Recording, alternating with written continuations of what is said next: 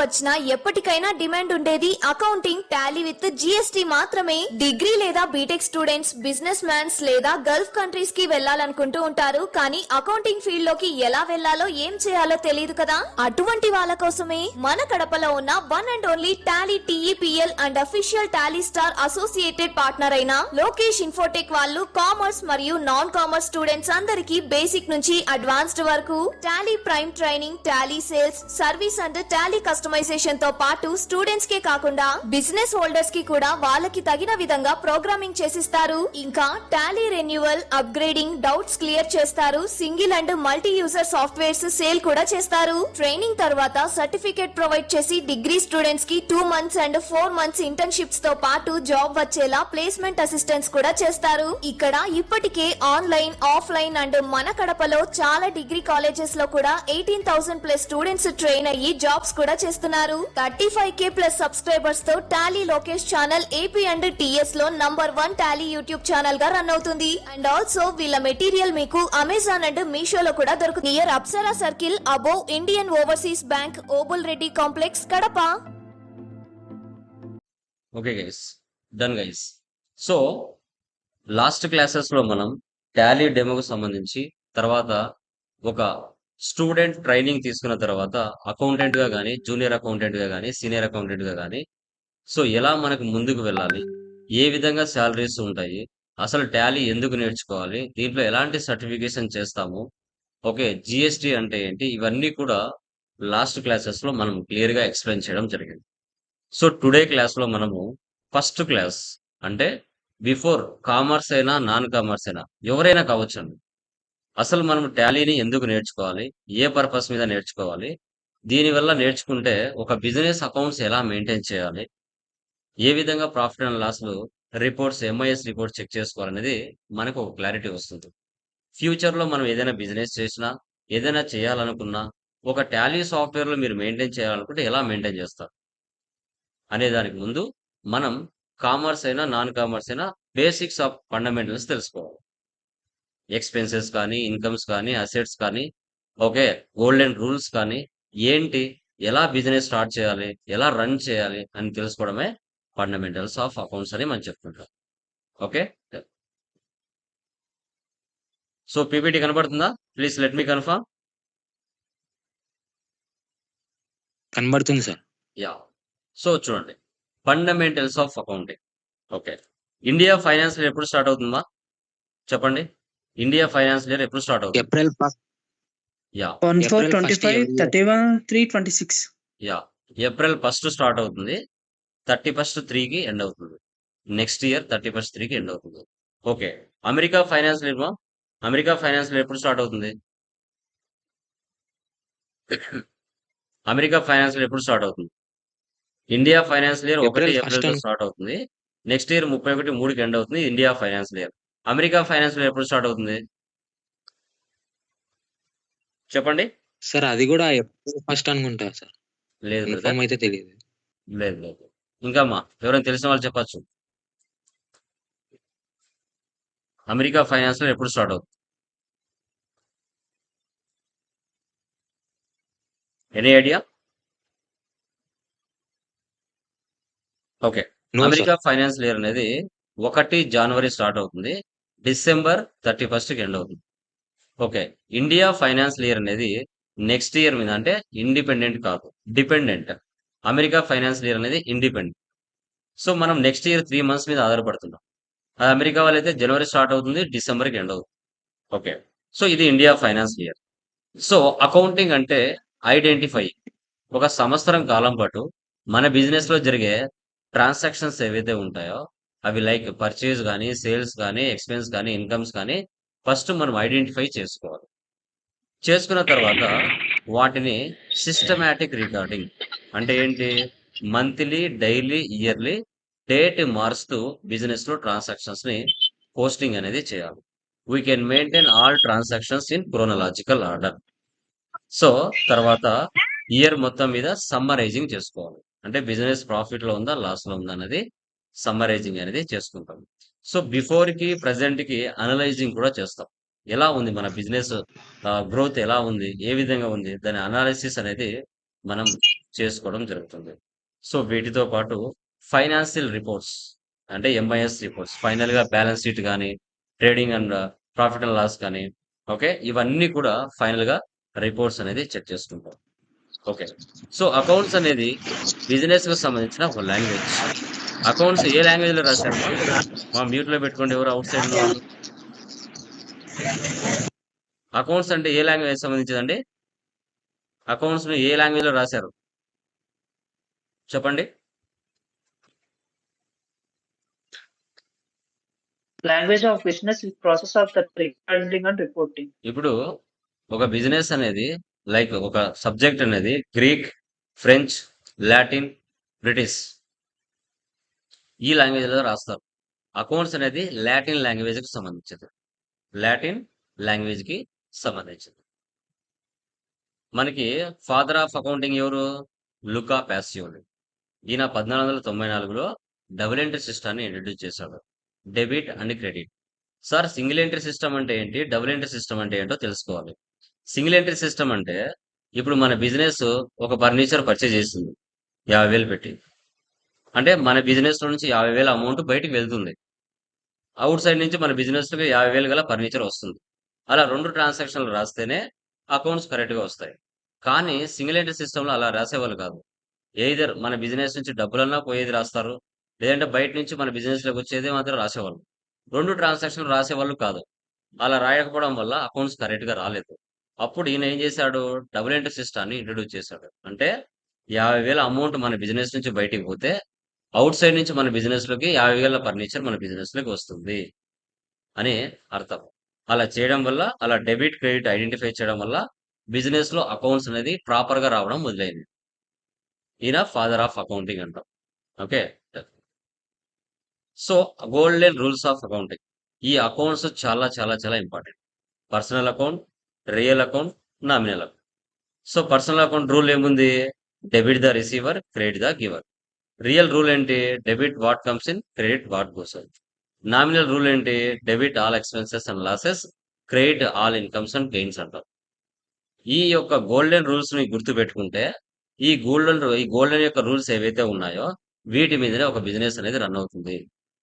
వీటి మీదనే ఒక బిజినెస్ అనేది రన్ అవుతుంది. సో పర్సనల్, రియల్, నామినల్ ఈ మూడిటిని బాగా నువ్వు అర్థం చేసుకుంటే ఒక బిజినెస్ స్టార్ట్ చేసి ఎలా రన్ చేయాలి అనేది నీకు తెలుసు. ఒక బిజినెస్ స్టార్ట్ చేసి ఏ విధంగా రన్ చేయాలి అని నీకు ఒక క్లారిటీ అనేది వస్తుంది. ఈ మూడిటి మీదనే ఒక బిజినెస్ స్ట్రాటజీ ఆధారపడి ఉంటుంది.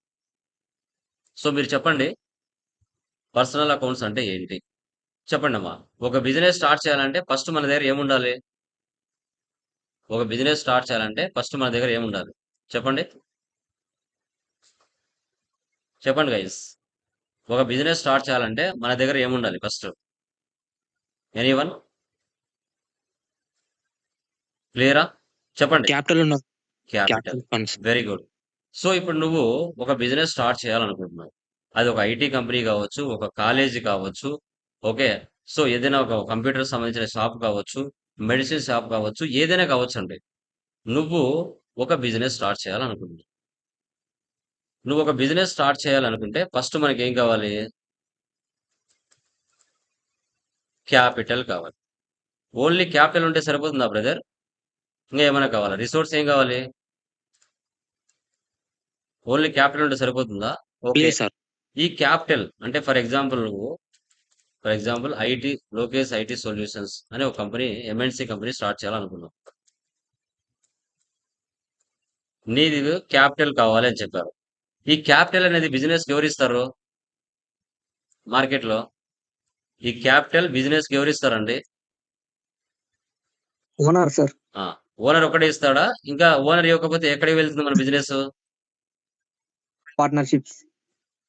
ఓకే. So Shareholders. ఓనర్ ఒక్కడే ఇవ్వరు కదా. ఫర్ ఎగ్జాంపుల్ ఓనర్ దగ్గర డబ్బు లేదు. అప్పుడు బిజినెస్ ఎక్కడికి వెళ్ళి అప్పు తెస్తుంది? చెప్పండి. బ్యాంకులు. యా. సో న్యాచురల్ పర్సన్స్ అంటే ఇండివిజువల్స్ అంటే వడ్డీలకు ఇచ్చే వాళ్ళు ఉంటారు కదా బయట, వాళ్ళ దగ్గర నుంచి తెచ్చుకోవచ్చు. లేదు ఆర్టిఫిషియల్ పర్సన్స్ అంటే companies, firms, organisations, banks, agencies, industries వాళ్ళ దగ్గరికి వెళ్ళి అప్పు తెచ్చుకోవచ్చు. వాళ్ళు ఇవ్వలేదు రిప్రజెంటేటివ్ పర్సన్స్ అంటే ఓనరే ఇవ్వచ్చు. ఓనరే ఇవ్వచ్చు. సో, ఇప్పుడు ఇక్కడ మీరు చూసుకున్నట్లయితే న్యాచురల్ పర్సన్స్ అంటే ఎవరైనా లోకేష్ కావచ్చు, రమేష్ కావచ్చు, శ్రీను కావచ్చు, ప్రియా కావచ్చు, ఎవరైనా ఇవ్వచ్చు. లేదంటే బ్యాంకులు, HDFC bank, okay, artificial persons అనమాట. న్యాచురల్ న్యాచురల్ అంటే లైక్ లోకేష్, రామ్, జిలాన్, కళ్యాణ్, ఎవరైనా కావచ్చు. అదే ఆర్టిఫిషియల్ అంటే బ్యాంక్స్. బ్యాంక్స్ అంటే ఎస్బీఐ బ్యాంక్ కావచ్చు, హెచ్డిఎఫ్సి బ్యాంక్ కావచ్చు, ఐసిఐసిఐ బ్యాంక్ కావచ్చు.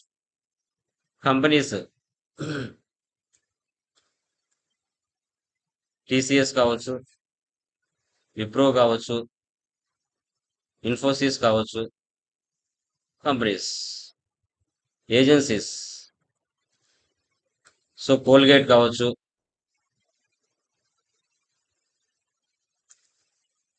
డాబర్ కావచ్చు, ఇలా ఈయన కావచ్చు. ఇలా ఎవరి దగ్గర నుంచి వెళ్ళి అప్పు తీసుకురావచ్చు. లేదా రిప్రజెంటేటివ్. రిప్రజెంటేటివ్ అంటే లైక్ ఓనర్. ఓనరే డబ్బులు ఇస్తే రిప్రజెంటేటివ్ అంటారు. ఓకే, బయటికి వెళ్ళారు, ఎవరు అప్పు ఇవ్వలేదు. బ్యాంకుల దగ్గర వెళ్ళారు, కంపెనీస్ దగ్గర వెళ్ళారు, ఏజెన్సీ దగ్గర వెళ్ళారు, ఎవరు కూడా ఇవ్వలేదు. ఇంకా ఎవరిని అడగడం ఎందుకులేని ఓనరే బిజినెస్ కి అమౌంట్ ఇవ్వడం. ఇక్కడ గుర్తుపెట్టుకోవాలి, బిజినెస్ వేరు, ఓనర్ వేరు. బిజినెస్ లో ఓనర్ కూడా ఒక ఎంప్లాయీ. బిజినెస్ లో ఓనర్ కూడా ఒక ఎంప్లాయీ.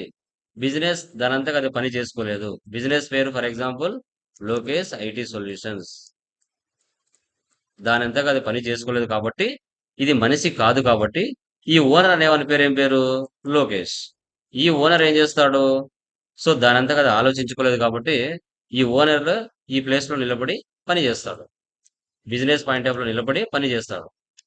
ఓకే, ఎప్పుడు కూడా ఓనర్ పాయింట్ ఆఫ్ వ్యూలో బిజినెస్ ఆలోచించకూడదు. ఓకే, బిజినెస్ పాయింట్ ఆఫ్ వ్యూలోనే ఆలోచించాలి. బిజినెస్ కి అవుట్ సైడ్ నుంచి ఏం వస్తున్నాయి, బిజినెస్ నుంచి అవుట్ సైడ్ కి ఏం పోతున్నాయి అనేది మాత్రం ఆలోచించాలి. ఈ ఓనర్ పాయింట్ ఆఫ్ లో ఆలోచిస్తే అకౌంట్స్ మిస్టేక్స్ వస్తాయి. ఓన్లీ బిజినెస్ పాయింట్ ఆఫ్ లోనే ఆలోచించాలి. ఓకే, సో ఒక బిజినెస్ స్టార్ట్ చేయాలంటే ఒక క్యాపిటల్ కావాలన్నారు. ఒక 10 lakhs 5 lakhs క్యాపిటల్ అనేది స్టార్ట్ చేశారు. ఓకే, నెక్స్ట్ ఎగ్జాంపుల్ చూడండి. దీని యొక్క రూల్స్ ఏంటి? Debit the receiver, credit the giver. Example మనకి Manoj, Citi bank and Naveen and Sagar. Okay, next only capital ఉంటే సరిపోతుందా? Next real accounts. So real అకౌంట్లో ఏముంటాయమ్మా? ఇప్పుడు 10 లక్షలు 5 లక్షలు మీ దగ్గర ఉందండి, బిజినెస్ స్టార్ట్ చేయడానికి డబ్బులు ఉంది. సో తర్వాత నెక్స్ట్ ఏం కావాలి? నెక్స్ట్ ఏం కావాలండి?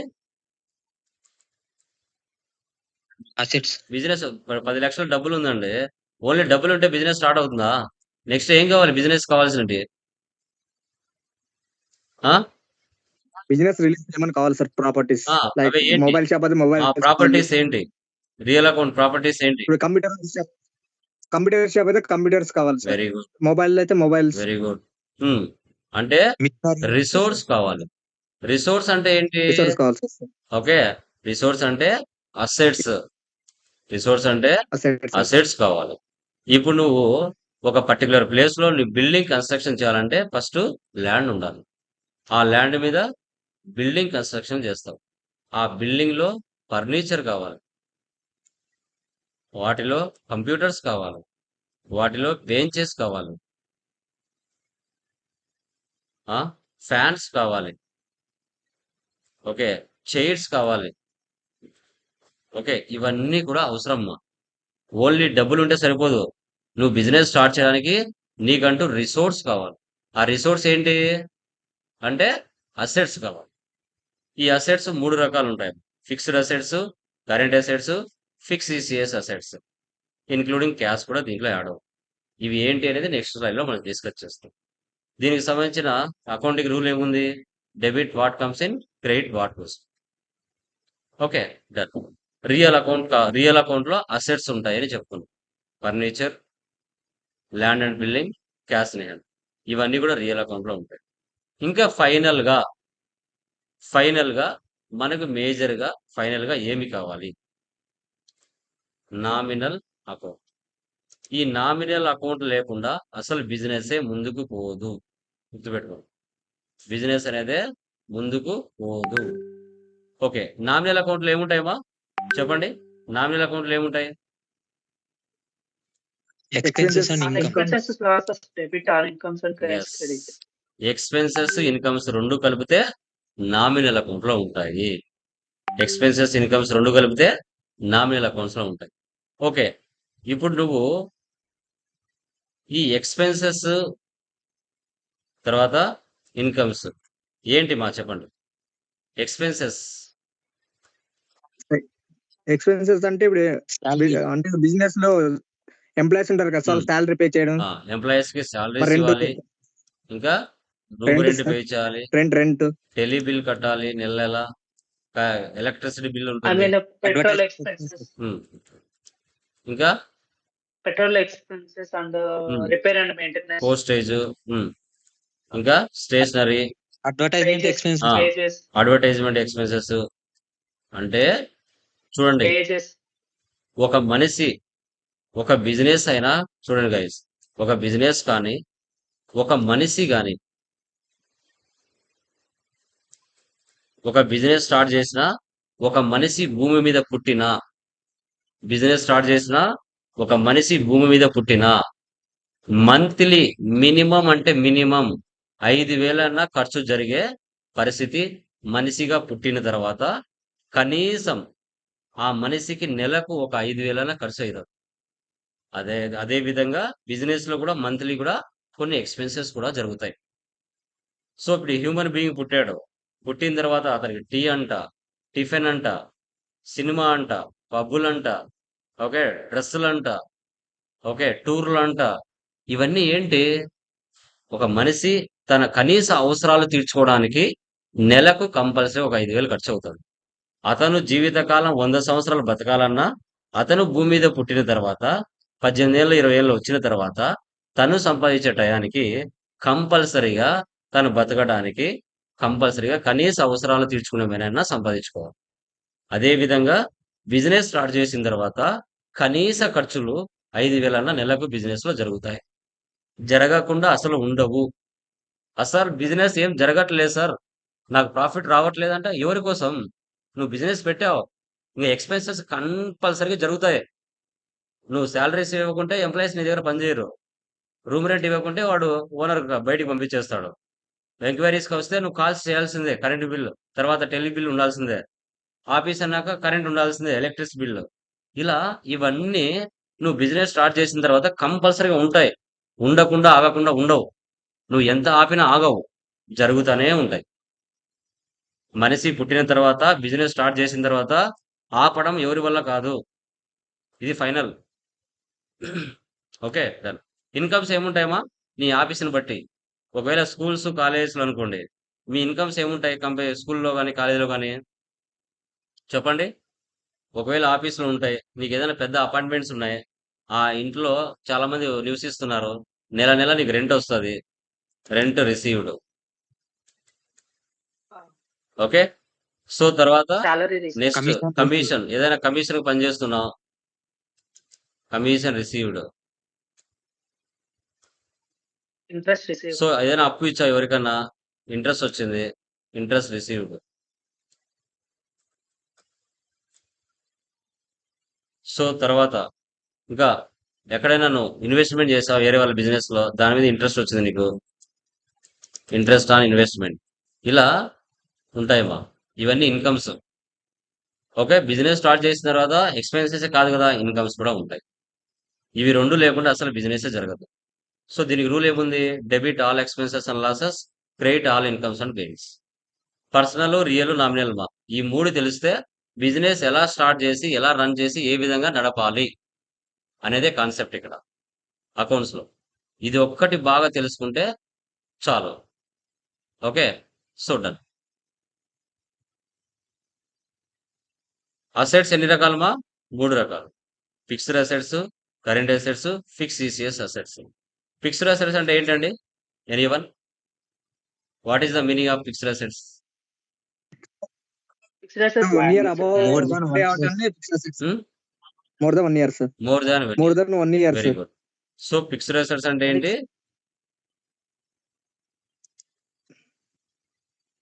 More than 1 year. Minimum or more than 1 year.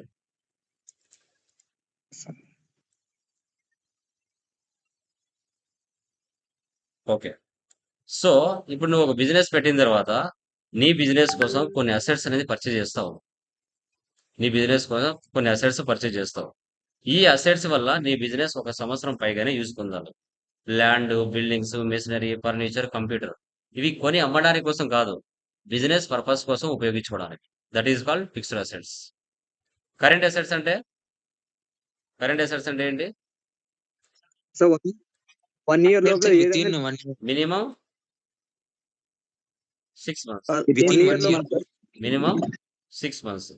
Minimum 6 months ఉంటే వాటిని సార్ ఏమంటారు? 1 ఇయర్ లో కరెంట్ అసెట్స్ అంటారు. ఇప్పుడు బిజినెస్ సో స్టార్ట్ 1 చేసిన ఇయర్ లోపల తర్వాత దేనైనా లిక్విడ్ క్యాష్ ఎవరు కూడా బై హ్యాండ్ లో పెట్టరు. బిజినెస్ కరెంట్ అకౌంట్ ఏదైతే ఉంటుందో దాంట్లో డిపాజిట్ చేస్తూ ఉంటాం. అవసరమైతే విత్డ్రా చేసుకుంటా ఉంటాం. అక్కడ అవసరమైతే విత్డ్రా అనేది చేసుకుంటూ ఉంటాం. ఓకే. సో అదే విధంగా మీరు గమనించినట్లయితే ఓకే. అదే విధంగా ఇంకా కస్టమర్స్ ఇప్పుడు మీరు నా దగ్గర టాలీ నేర్చుకున్నారు. మీరు మాత్రమే ఉంటారండి? నెక్స్ట్ బ్యాచ్‌లో వేరే వాళ్ళు జాయిన్ అవ్వరా? సో డెబ్టార్స్ అంటే మీరు నాకు కస్టమర్స్ అవుతారు. సో మారుతూనే ఉంటారు. ఇంకా బ్యాంక్స్ అంటారా? బ్యాంక్‌లో డిపాజిట్స్ చేస్తూ ఉంటాం. విత్‌డ్రా చేసుకుంటూ ఉంటాం. ఇంకా బిల్స్, రిసీవబుల్స్ అంటే ఎవరైనా పెండింగ్ బ్యాలెన్సెస్ ఉన్నాయి. ఎవరెవరు నాకు ఎంతెంత అమౌంట్ ఇవ్వాలి. సో క్రెడిట్‌కి మనం సేల్ చేసాం. వాళ్ళు మనకు డబ్బులు ఇవ్వాలి. బిల్స్, రిసీవబుల్స్ ఎవరెవరు ఎంత ఇవ్వాలి అనేది బిల్స్, రిసీవబుల్స్ కిందకి వస్తుంది. Next shares. షేర్స్ అంటే ఏంటి? మీరు 'లక్కీ భాస్కర్' సినిమా చూసుంటారు. అప్పుడప్పుడు కొంటారు. అప్పుడప్పుడుకి అమ్మేస్తారు. So that is called shares. ఇప్పుడు నేను హైదరాబాద్‌లో ఒక బ్రాంచ్ పెట్టాలి. నా దగ్గర డబ్బులు లేదు. నేనేం చేస్తాను? నా కంపెనీ షేర్లు అమ్ముతాను. మీ దగ్గర 10,000 డబ్బులుంది. మీరు మీ కంపెనీలో ఉన్న నా కంపెనీలో ఉన్న షేర్లు కొని సో మీరు కూడా ఒక వాటాదారుడు అయితారు నా కంపెనీలో. ఆ 10,000 20,000 అవ్వచ్చు. లేదంటే ఉన్నది పోవచ్చు. చెప్పలేము. ఇవన్నీ కూడా రొటేషన్ జరుగుతూ ఉంటాయి 6 మంత్స్ లోపలే. ఇప్పుడు మన ఇంటిలో కొన్ని కూరగాయలు కొంటామండి. 1 వీక్ కొంటామా? 10 డేస్ కొంటామా? సంవత్సరం కొంటామా? లేదంటే 6 మంత్స్ కొంటామా అండి కూరగాయలు? చెప్పండి. చెప్పండి గైస్. ఒక వారానికి డైలీ కొంటూనే ఉంటాం సార్. ఒక వారానికి సరిపడేవి కొంటారు. అయిపోతే మళ్ళీ వెళ్తారు కదా! నెల సరిపడా సరుకులు కొనరు కదా! వెజిటబుల్స్ పాడైపోతాయి. అలాగా కరెంట్ అసెట్స్ 6 మంత్స్ లోపలే రొటేషన్ జరుగుతూ ఉంటాయి. Fix ECS, good will. ఇప్పుడు టాటా ప్రొడక్ట్స్ ఉన్నాయి. వాళ్ళు క్వాలిటీ, క్వాంటిటీ బాగా మెయింటైన్ చేస్తారు. సో కాబట్టి గుడ్ విల్ బాగుంటుందన్నమాట. పేటెంట్ రైట్స్ కరోనాకు ఫార్ములా కనిపెట్టారు ఏదో ఒక దేశం. అదే ఫార్ములా ఇతర దేశాల్లో ఉపయోగించాలంటే ఆ దేశం వాళ్ళు పేటెంట్ రైట్స్ ఇవ్వాలి. అప్పుడే ఆ మిగతా దేశాలు కూడా ఉపయోగిస్తారు. అది ఒక ఫార్ములా అయినా, మెడిసిన్ అయినా ఏదైనా కావచ్చు. ట్రేడ్ మార్క్స్ కొన్ని లోగో చూస్తేనే పలానా కంపెనీని ఐడెంటిఫై చేస్తాం. ఇలా టిక్ మార్క్ ఉంటే నైక్ షూస్ అంటాం. ఓకే. రోడ్స్ క్రాస్‌గా ఉండి రౌండ్ ఆఫ్ ఉంటే టాటా మోటార్స్ అంటాం. ఏనుగులు గుర్తులు ఉంటే ముతూట్ ఫైనాన్స్ అంటాం. ఇలా కొన్ని లోగో చూస్తేనే ఇది పలానా కంపెనీ అని తెలిసిపోతుంది. ఓకే. కాపీ రైట్స్ ఏదైనా సినిమా స్టోరీ రాసినా, సాంగ్ రాసినా, ఏదైనా పోయెమ్ రాసినా, లేదంటే బుక్స్ రాసినా, మెటీరియల్స్ తయారు చేసినా సి అని రౌండ్ ఆఫ్ ఉంటాయి. That is called copyrights. ఈ 3 కలిపితే అసెట్స్ అండి. ఈ 3 కలిసి ఎక్కడుంటాయండి? పర్సనలా? రియలా? నామినలా? అసెట్స్ ఎక్కడుంటాయి? Real sir. Real account. Very good guys. Real account. Very good. Expenses 2 రకాలండి. Direct expenses, indirect expenses. So direct expenses కింద మనకి ఏమేమి వస్తాయి? డైరెక్ట్ ఎక్స్‌పెన్సెస్ ఎక్కడ జరుగుతాయండి?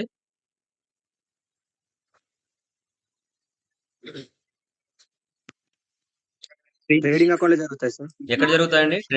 డైరెక్ట్ ఎక్స్‌పెన్సెస్ ఆఫీస్‌లోనా? ఫ్యాక్టరీలోనా? ఫ్యాక్టరీలో సార్. ఫ్యాక్టరీలో జరుగుతాయి. ఫ్యాక్టరీలో సార్. ఇండైరెక్ట్ ఎక్స్‌పెన్సెస్ ఎక్కడ జరుగుతాయండి?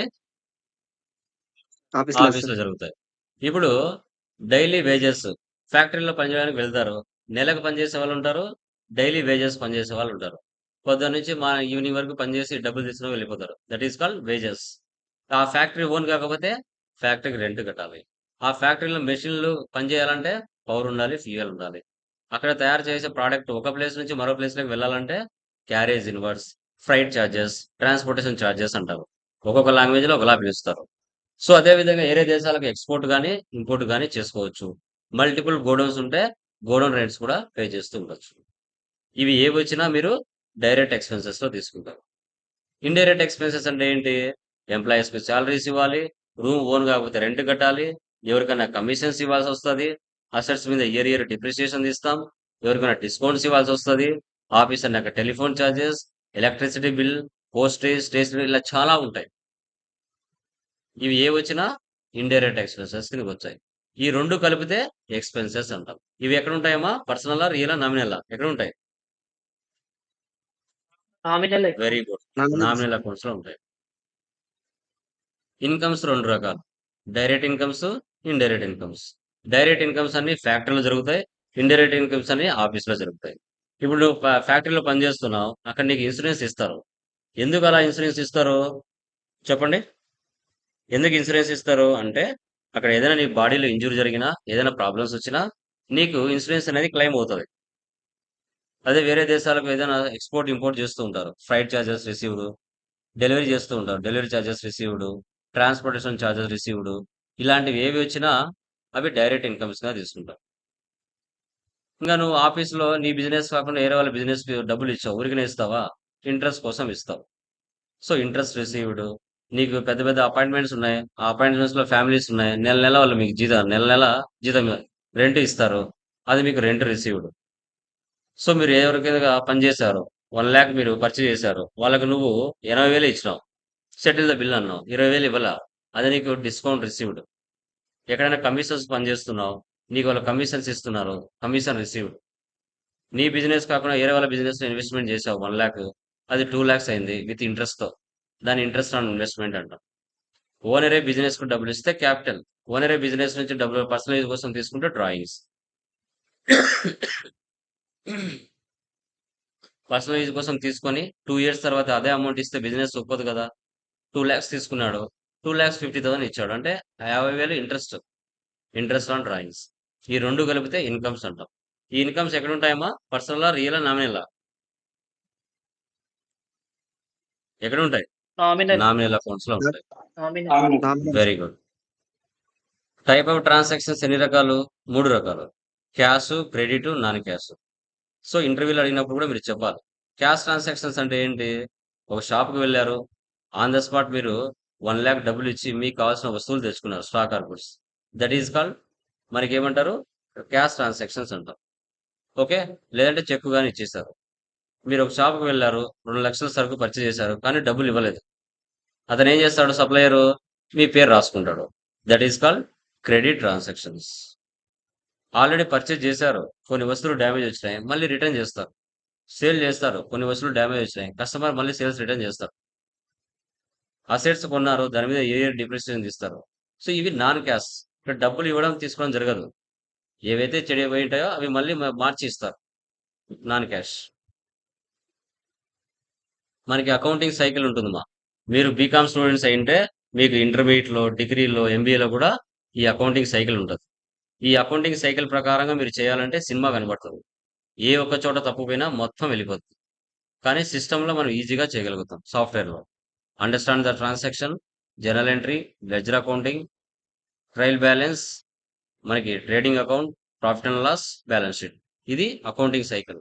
దీని ప్రకారంగా మాన్యువల్‌గా మీరు చేసుకుంటూ వెళ్తారు. మనకు 2 వేస్ ఆఫ్ అకౌంటింగ్ ఉంటాయి. Manual activities, accounting software. Accounting సాఫ్ట్‌వేర్‌లో మనం ట్రాన్సాక్షన్స్ అర్థం చేసుకుంటాం. తర్వాత ఎంట్రీస్‌ని వోచర్‌లో పాస్ చేస్తాం. సో, తర్వాత ఆటోమేటిక్‌గా సాఫ్ట్‌వేర్ ఏం చేస్తది?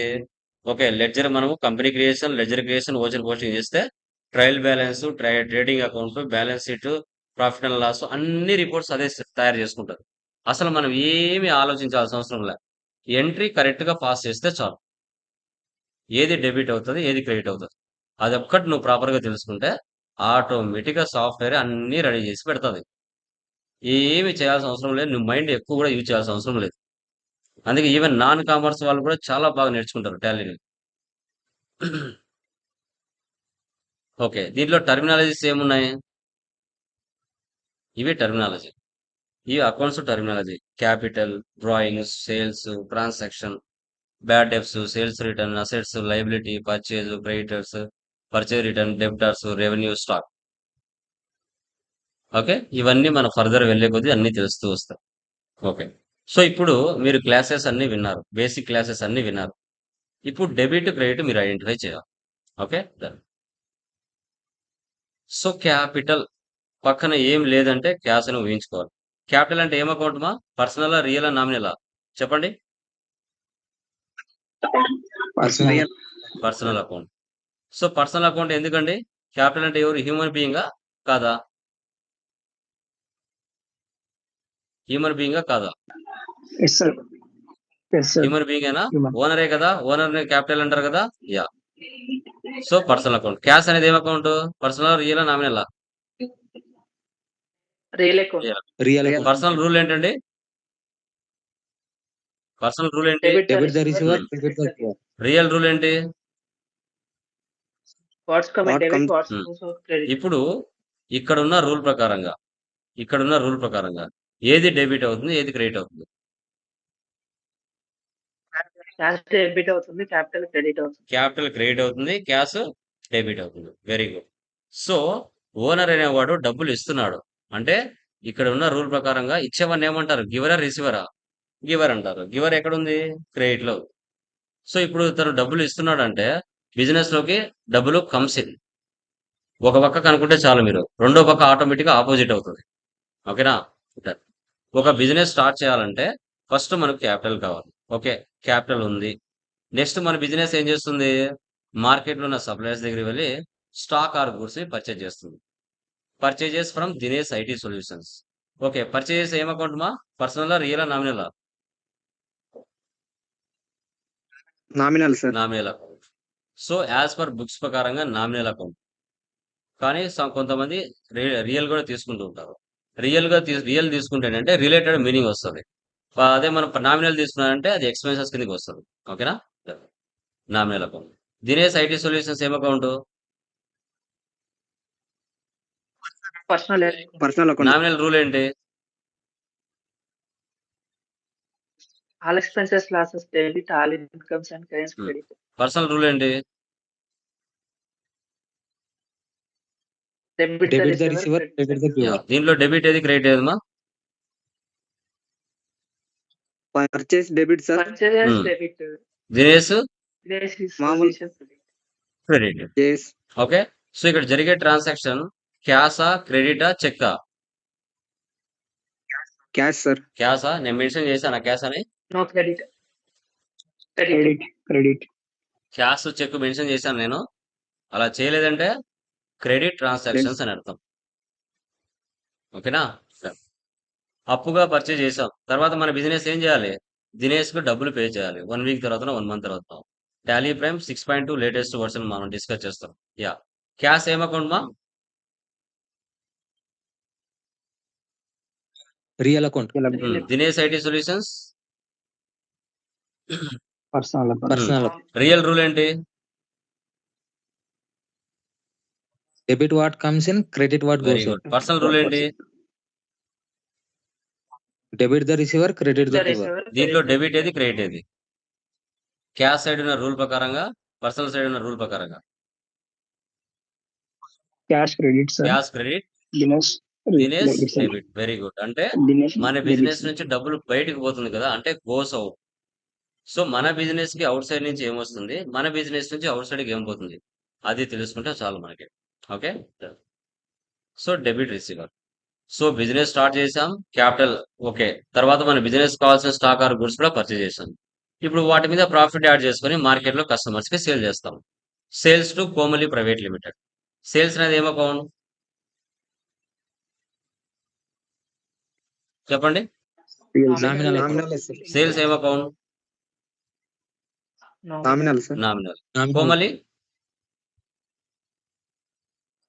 Personal sir. నామినల్ రూల్ ఏంటి? Debit all expenses and Expenses, losses, losses, credit all all incomes and incomes gains. and personal rule ఏంటి? debit the receiver, credit the Hmm. giver. ఇప్పుడు దీంట్లో debit ఏమొస్తుంది, credit ఏమొస్తుంది? ఇక్కడ ఉన్న రూల్ ప్రకారంగా Normally, Sir, credit credit sales, sir. debit, sales ఏమవుతుంది first? Sir sales credit. Credits sales credit sir sales credit అంటే Credit. సేల్ చేస్తున్నామంటే ఇన్కమ్ కదా, క్రెడిట్. సో అక్కడ రిసీవర్ మనకి కోమలి వస్తుంది. ఇక్కడ జరిగే ట్రాన్సాక్షన్ క్యాషా, క్రెడిటా, చెక్కా? Credit sir Credit transaction. Credit transaction జరుగుతుంది. తర్వాత వాళ్ళు 1 వీక్ తర్వాత 1 మంత్ తర్వాత డబ్బులు ఇవ్వాలి కదా కస్టమర్ మన బిజినెస్ కి. Cash received from Komali. Cash ఏం account? Real sir Komali Real account. Account. Personal account real rule ఏంటి? Personal. What comes in debits Debit all what goes on What goes Debit on? what comes in Personal credit rule what ఏంటి? goes on. Debit the receiver Debit the receiver, credit the giver. దీంట్లో debit ఏది, credit ఏది? Cash debit sir Hmm. Komali credit Normally, very credit. Good, super. Okay, next ఇంకా business అన్నాక ఏదో ఒక account అయితే open చేయాలి కదా. ఇప్పుడు సేవింగ్ అకౌంట్ అంటే ఏంటి, కరెంట్ అకౌంట్ అంటే ఏంటి చెప్పండి? ఏంటి రెండింటికి డిఫరెన్స్? సార్ సేవింగ్ అకౌంట్ అంటే మన అకౌంట్ లో ఎంత ఉంటే అంతే తీసుకోవాలి Hmm. సార్. కరెంట్ అంటే మాక్సిమం అమౌంట్ ఎక్కువ కూడా తీసుకోవచ్చు Hmm. సార్. అంటే మనం ఉన్న దానికన్నా ఎక్కువ ఓకే, కూడా. సో దాన్ని బ్యాంక్ ఓడి అంటారు కదా బ్యాంక్. కరెంట్ అకౌంట్ అనేది ఏ దానికి సంబంధించింది? సేవింగ్ అకౌంట్ దేనికి సంబంధించింది? Business, sir. Current account for business, saving account for personal very use. Good. Person కి అంటే ఇప్పుడు లోకేష్ నా పేరు మీద ఉంటే అది saving account. Lokesh Infotech institution మీద పేరు ఉంటే అది current account. Very good. Cash అనేది ఏం అకౌంట్ ఇక్కడ? Personal, real, nominal? Real Real account, bank. personal real account. Rule ఏంటి? What's common Debit debit? What what goes comes on? in, credit what goes on. Personal rule ఏంటి? Debit the Debit the receiver, receiver, credit The receiver, credit the దీనిలో giver. Debit ఏది, credit ఏది? Bank debit అవుతుంది, cash very credit good. అవుతుంది. ఎందుకంటే మన business నుంచి డబ్బులు గోస్ అవుట్ బయటికి, అక్కడ బ్యాంక్ రిసీవర్. సూపర్. సో తర్వాత రెంట్ పెయిడ్ అంటే మన బిజినెస్ లో జరిగే ఎక్స్పెన్సెస్. పక్కన ఏం లేదంటే క్యాష్ అని ఊహించుకోవాలి. రెంట్ అనేది ఏం అకౌంట్ మా? Nominal account. Cash Nominal. అనేది Real account. Real nominal rule ఏంటి? All expenses Debit all expenses and losses, credit all incomes and real gains. Rule ఏంటి? What's coming debit Debit what comes in, credit what okay, goes out. దీంట్లో debit ఏమొస్తుంది, credit ఏమొస్తుంది? రెండు debit sir. Rent yeah. ఇంకా direct expense కింద వచ్చే ledges అన్ని, indirect expense కింద వచ్చే లెడ్జెస్ అన్ని ఆల్వేస్ ఏమవుతాయి, డెబిట్ అవుతాయి. Okay, debit salaries, rent, wages, electricity bill, telephone bill, okay, factory rent, power and fuel, ఇవి ఏ వచ్చినా కూడా ఆల్వేస్ డెబిట్ అవుతాయి. ఓకేనా? పర్చేస్ కూడా ఆల్వేస్ డెబిటే కదా. Yeah, sales always credit. Yes. Commission received పక్కన ఏం లేదంటే క్యాష్ అనుకోవాలి. ఏమొస్తుంది మరి? కమిషన్ రిసీవ్డ్ అంటే డెబిట్, లైక్ ఏం account? Personal, real, nominal? Nominal. Nominal. Yeah. Nominal cash అనేది రియల్. యా. నామినల్ రూల్ ఏంటి? All expenses losses debit, all incomes and Debit all very good. Real. What's coming debit, what's very goes good. Out credit. ఇప్పుడు దీనిలో debit ఏది, credit ఏది?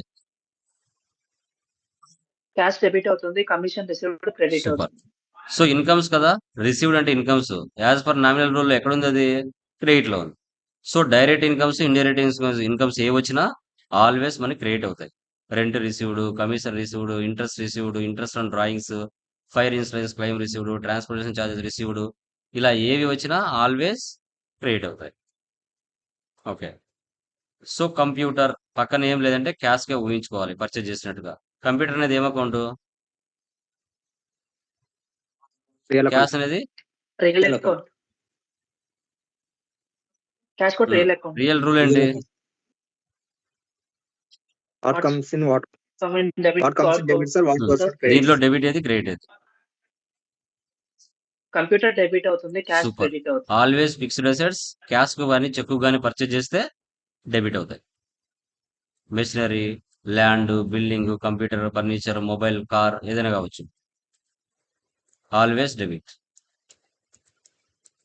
మనం అప్పుడప్పుడు బయట కూడా లోన్స్ తెచ్చుకుంటాం. వాళ్ళు ఇస్తున్నారంటే వాళ్ళు గివర్ అవుతారు. మన బిజినెస్ లోకి కమ్స్ ఇన్. ఇలాగా మీకు మెటీరియల్స్ లో ప్రాబ్లమ్స్ ఉంటాయి. ఆ ప్రాబ్లమ్స్ కి మీరు ఇదే విధంగా చేయాలి. మీ కాలేజీలో లాగా చేయకూడదు. ఓకేనా? మీ కాలేజీలో ఎలా చెప్పి ఉంటారో స్టిల్ నా ఇప్పటి వరకు ఓకే, ఇలా చేయకండి. ఇప్పుడు ఫర్ ఎగ్జాంపుల్ క్యాపిటల్ ఆర్ఎస్ ఇలా ఇచ్చుంటారు. మీరు ఎలా చేస్తారు? క్యాష్ అకౌంట్ డేటా టు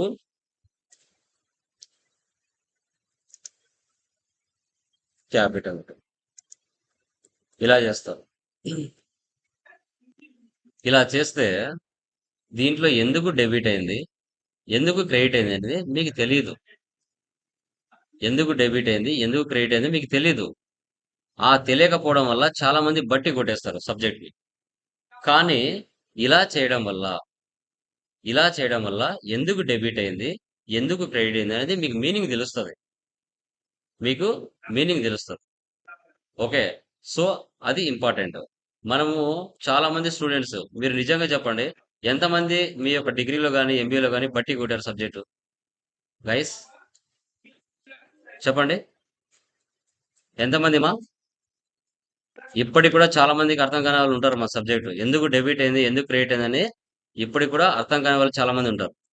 100% చెప్తున్నాను, ఉంటారు. సో పేజీ నెంబర్ 57లో లాస్యా ప్రైవేట్ లిమిటెడ్ మీకు 5 ప్రాబ్లమ్స్ ఉంటాయి. 5 ప్రాబ్లమ్స్ మీరు డెబిట్ క్రెడిట్ చేయాలి. ఇప్పుడు ఇక్కడ క్యాపిటల్ అని ఉంది. మీరు నోట్స్ లో రాస్తారో ఎక్కడ రాస్తారో మీ చాయిస్. సేమ్ ఇప్పుడు నేను ఎలా చెప్పానో అలాగే చేయాలి. క్యాపిటల్, ఇక్కడ క్యాష్.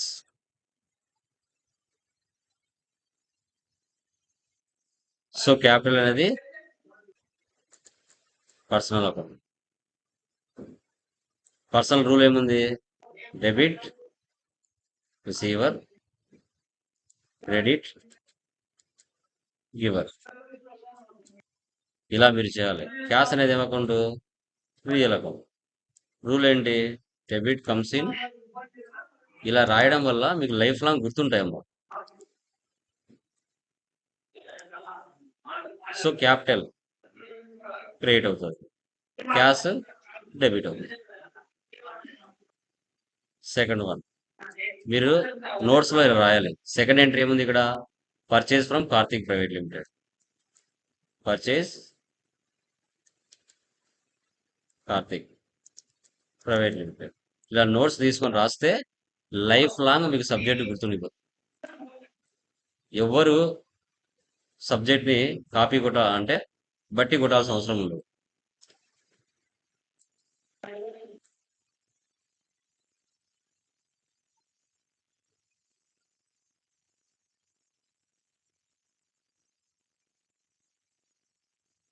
తెలుసా?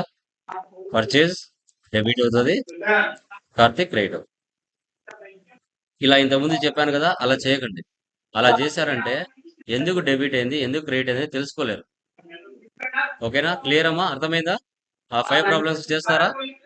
స్టార్టింగ్ ఇది మీకు ఈరోజు టాస్క్. మెటీరియల్స్ అప్లోడ్ చేశాను, దాన్ని డౌన్లోడ్ చేసుకోండి. సో ఫస్ట్ 5 ప్రాబ్లమ్స్ కి డెబిట్ క్రెడిట్ ఐడెంటిఫై చేయాలి రేపటి క్లాస్ కి. ఓకేనా? రేపటి క్లాస్ లో గ్రూప్స్ లెట్ చేస్తూ డిస్కస్ చేస్తాం. గ్రూప్స్ లెట్ చేసి కూడా మెటీరియల్ ఉంటాయి, ఒకసారి మీరు చూసుకోవచ్చు. మెటీరియల్ అంతా ఒకసారి దయచేసి చదవండి, ఒకసారి చూడండి సబ్జెక్ట్ ఎలా ఉందో. న్యూ కాన్సెప్ట్, న్యూ సబ్జెక్ట్ మీకు ఇవ్వడం. ఈ బ్యాచ్ తో కంటెంట్ మార్చాము, కొత్తగా మీకు ట్రైనింగ్ అనేది ప్రొవైడ్ చేస్తున్నాం న్యూ కాన్సెప్ట్స్ తో. ఓకే, చూసుకోండి. ఏమైనా డౌట్స్ ఉన్నాయమ్మా? Anyone? Okay sir. Any doubts? Clear? Gopi, Shankar, చెప్పింది Hemanth, Naresh, Swapna, sir. Any doubts? క్లియరా? Yeah, clear sir. 1కి 2 సార్లు వీడియో వినండి. Clear sir. డౌన్లోడ్ గ్రూప్ లోకి అప్లోడ్ చేస్తేనే డౌన్లోడ్ చేసుకోండి. ఒక్కొక్క వీడియో 2 డేస్ ఆర్ 3 డేస్ పెడతాను అంతే. ఎందుకంటే చాలా బ్యాచెస్ ఉంటాయి కదా! జీబీ సరిపోదు డ్రైవ్‌లో. కాబట్టి నిన్న క్లాసు 2 డేస్ పెడతాను. ఈరోజు క్లాస్ 2 డేస్ పెడతాను. ఆ లోపల మీరు డౌన్‌లోడ్ చేసుకోవాలి. ఓకేనా? సో అది. ఓకే. Done guys. సో ఎవరైతే ఇంకా పెండింగ్ బ్యాలెన్సెస్ ఉన్నారో ఫుల్ పేమెంట్ చేసేవాళ్ళు చేయండి. ఈరోజు రిజిస్ట్రేషన్స్ అయిపోతాయి. ఎవరైతే ఫుల్ పేమెంట్ చేస్తారో వాళ్ళకు original Tally licence and certification credentials direct Tally company నుంచి వచ్చేస్తాయి. ఓకేనా? సో అది. యా. Bye guys. ప్లాన్స్ బుక్లో కాకుండా